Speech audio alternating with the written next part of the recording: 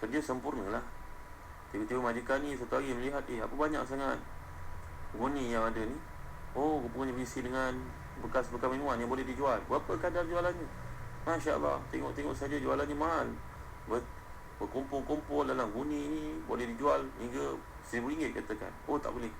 Ini RM1,000 kamu kena share dengan saya, sebab saya majikan kamu. Saya yang bawa kamu datang ke sini. Sebagai contohnya. Agak-agak majikan seperti ini bertakwa pada Allah tak tuan-tuan? Memanglah logik akal mengatakan dia belum tentu haram, tapi agak-agak takwa tak pada Allah. Apa salahnya dia buat kerja tu barangkali di luar tanggungjawab kerja yang telah kita tetapkan dengan jadual yang ada. Nampak ini perbezaan sebagai contoh di antara pandangan keempat dan pandangan kelima, seperti dikemukakan oleh Al-Imam Ibn Jauzi dan tafsirnya Zadul Masjid. Ini contoh yang boleh saya kemukakan kepada tuan-tuan. Tuan-tuan ni mendengar kasihan, pada zaman moden ni semua orang suka untuk mencari rezeki. Carilah rezeki. Bahkan lepas sembahyang Jumaat pun dituntut kita untuk keluar dari masjid segera. فَإِذَا قُضِيَتِ الصَّلَاةُ فَانْتَشِرُوا فِي الْأَرْضِ وَابْتَغُوا مِنْ فَضْلِ اللَّهِ وَاذْكُرُوا اللَّهَ كَثِيرًا لَعَلَّكُمْ تُفْلِحُونَ. Tengok, Allah SWT suruh kita bekerja. Keluar lepas sembahyang Jumaat, tak payah berdiri panjang-panjang, pergi keluar bekerja. Kalau kamu itu yang menjadi keperluannya, pergi kerja cepat. Kerana berdoa itu hukumnya sunat, tapi menyempurnakan kerja di pejabat, sehingga esok kita nak bercuti hari Sabtu, biar sempurna beres kerjanya. Jangan tangguh-tangguh hak yang berkaitan dengan tuntutan klien dan sebagainya. Allah suruh bekerja, tapi tuan-tuan, biarlah cari semua yang halal tuan-tuan.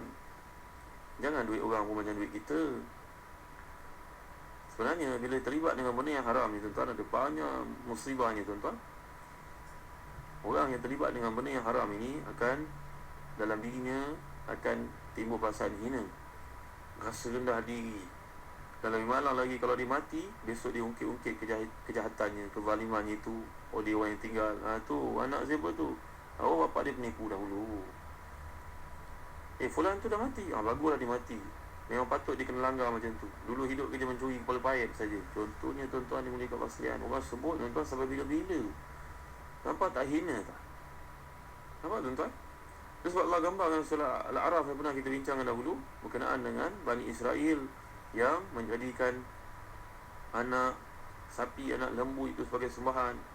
Allah firmankan, a'udzubillahi minasyaitonir rajim, innal ladzina takhadhu al-ijla sayanaluhum ghadabun min rabbihim wa dhillatun fil hayatid dunya wa kadzalika najzil muftarin. Sungguhnya orang yang mengambil patung anak lembu itu, Allah akan kenakan kemurkaannya dan ditimpa pula kehinaan dalam kehidupan ini. Nampak hina tuan-tuan.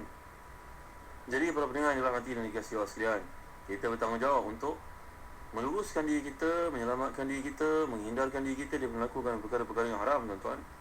Maksiat kepada Allah Subhanahu Wa Taala ni bukan saja kehidupan ke akhirat besok menjadi payah, malahan di dunia pun menimbulkan keresahan kepada orang keliling kita. Dia menimbulkan penghinaan.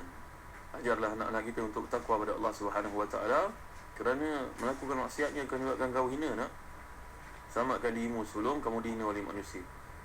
Itu sebab dalam hadis riwayat Imam Ahmad dalam musnadnya dan daripada Ibn Umar radhiyallahu anhu, bahawa Nabi SAW pernah bersabda, waju'ila dhillu was-sagharu ala man khalafa amri.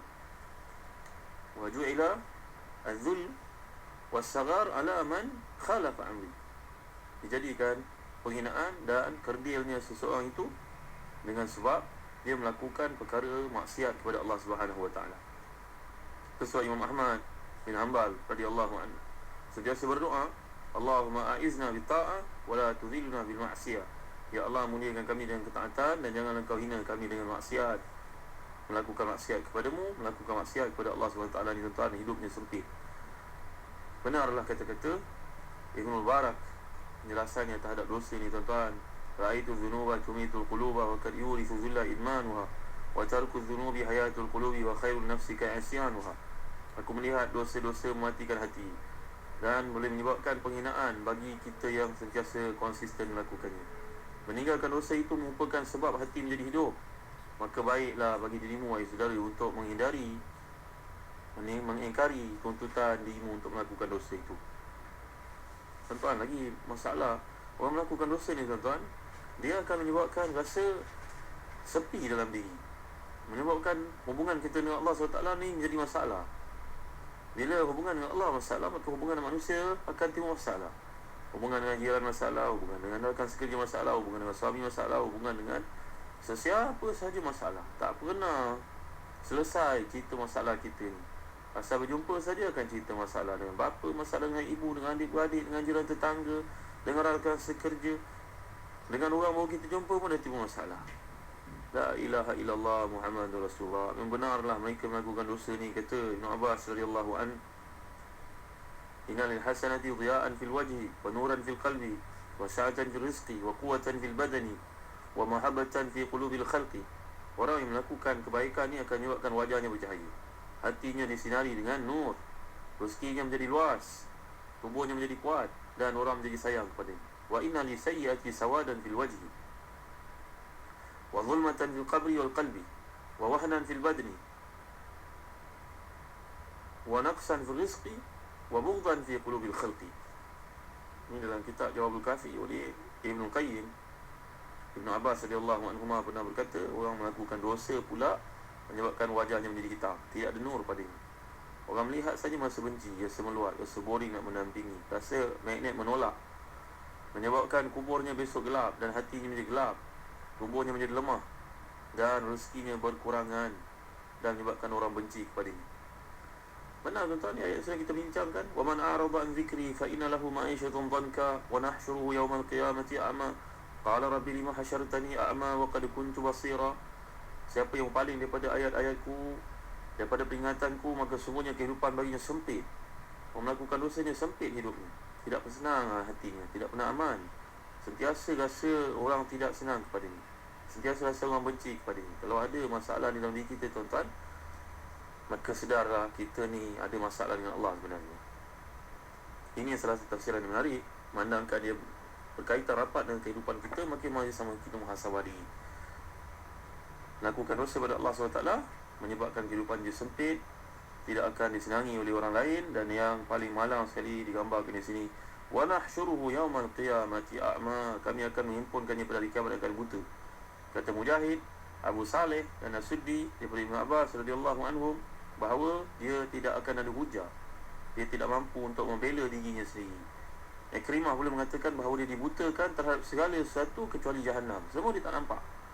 Tapi bila api neraka Jahannam ini menyala-nyala di hadapannya, baru dia sedar. Itu saja dia nampak. Ini sedari dengan firman Allah SWT dalam surah Al-Isra ayat 97, wa nahsyuruhum yawmal qiyamati ala wujuhihim umyahu wa bukma wa summa ma'wahum jahannam. Kami akan mengumpulkan mereka pada hari kiamat dengan wajah yang tersungkur, dalam keadaan buta, bisu dan tuli. Tempat kediaman mereka merupakan neraka Jahannam. Itu sebab dia akan bertanya kepada Allah SWT, dan kita akan lihat persoalan ni apakah dijawab oleh Allah SWT ataupun tidak. Jawapannya pun satu penghinaan lagi.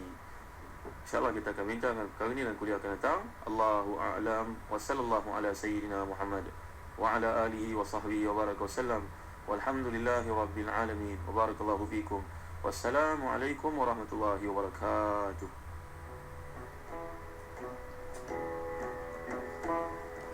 Thank you.